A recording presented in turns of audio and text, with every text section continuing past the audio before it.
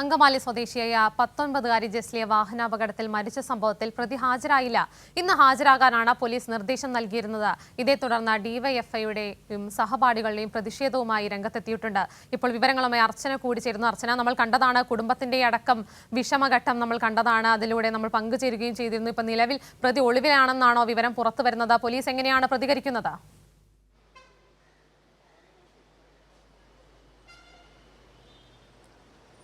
രാവിലെയാണ് പ്രതിയോട് ഹാജരാകാൻ നിർദ്ദേശം നൽകിയിരുന്നത്. എന്നാൽ ഈ സമയം വരെ അദ്ദേഹം ഹാജരായിട്ടില്ല എന്ന് മാത്രമല്ല, ഈ സംഭവം നടന്നിട്ട് 4 ദിവസം പിന്നിടുകയാണ്. ഇതുവരെ സ്റ്റേഷൻ അധികൃതരുമായി ബന്ധപ്പെട്ട് യാതൊരു തരത്തിലുള്ള പ്രതികരണം അദ്ദേഹം നടത്തിയിട്ടില്ല. അതിനുശേഷമാണ് ഇപ്പോൾ പോലീസിന്റെ വിശദീകരണം വരുന്നത്. അതായത് പ്രതി ഒളിവിലാണ് എന്നാണ് പോലീസ് ഇത് സംബന്ധിച്ച വിശദീകരണം നൽകുന്നത്. എന്തായാലും ഏറ്റവും പ്രധാനമായി ഇപ്പോൾ സഹപാഠികളാണ് ആദ്യം പ്രതിഷേധവുമായി രംഗത്തെത്തിയത്. ഇപ്പോൾ ഡിവൈഎഫ്ഐ ഉൾപ്പെടെയുള്ള സംഘടനകൾ പ്രതിഷേധവുമായി മാർച്ചുമായി പോലീസ് സ്റ്റേഷനിലേക്ക് എത്തിയിട്ടുണ്ട്. വരും മണിക്കൂറിൽ കൂടുതൽ പ്രതിഷേധങ്ങളുമായി രംഗത്തെത്താനാണ് ഇവരുടെ തീരുമാനം. ഏറ്റവും പ്രധാനമായും ഫെബ്രുവരി 28-നാണ് 19 വയസ്സുകാരെ ജസ്ലിയെ ഈ കാറ് ഇടിച്ച് തെറിപ്പിച്ചത്. തുടർന്ന് നിർത്താതെ പോവുകയും ചെയ്തിരുന്നു. അതിനുശേഷം പോലീസ് നടത്തിയ അന്വേഷണത്തിൽ തുറവൂരിൽ നിന്നാണ് ഈ വാഹനം കണ്ടെത്തിയത്. വാഹന ഉടമയും ആ സമയത്ത് കണ്ടെത്തിയിരുന്നു. ജോർജ് എന്നയാളാണ് ഈ വാഹന ഉടമ.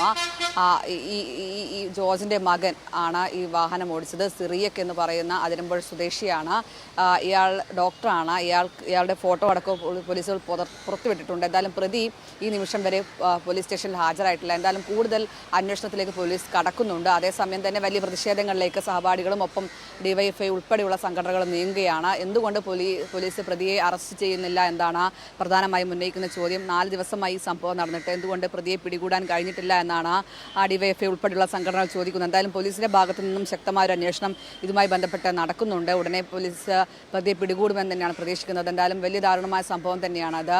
നമുക്കറിയാം, ഇന്ന് രാവിലെ ഈ ജസ്ലിയ പഠിച്ച കോളേജിലടക്കം പൊതുദർശനമുണ്ടായി. അവിടെ വൈകാരികമായ ഇതാണ് നമ്മൾ കണ്ടത്. കാരണം കണ്ണീരോടെയാണ് സുഹൃത്തുക്കളും അധ്യാപകരും എല്ലാം തന്നെ ജസ്ലിക്ക് വിട നൽകിയത്. മാത്രമല്ല 4 പേർക്ക് പുതുജീവൻ ഏകിക്കൊണ്ടാണ് ജസ്ലിയ ഇവിടെ നിന്നും മടങ്ങുകയും ചെയ്തത്. അത്തരത്തിൽ വലിയ മാതൃക തീർത്തുകൊണ്ട് തന്നെയാണ് അവരുടെ കുടുംബമടക്കം പ്രതികരിച്ചത്. എന്തായാലും ഇനി എന്താണ് നടപടി എന്താണ് ഏറ്റവും പ്രധാനമായും കണ്ടറിയേണ്ടത്. പോലീസ് നിലവിൽ വിശദീകരണം നൽകുന്നത് ഈ പ്രതി ഒളിവിലാണെന്നാണ്.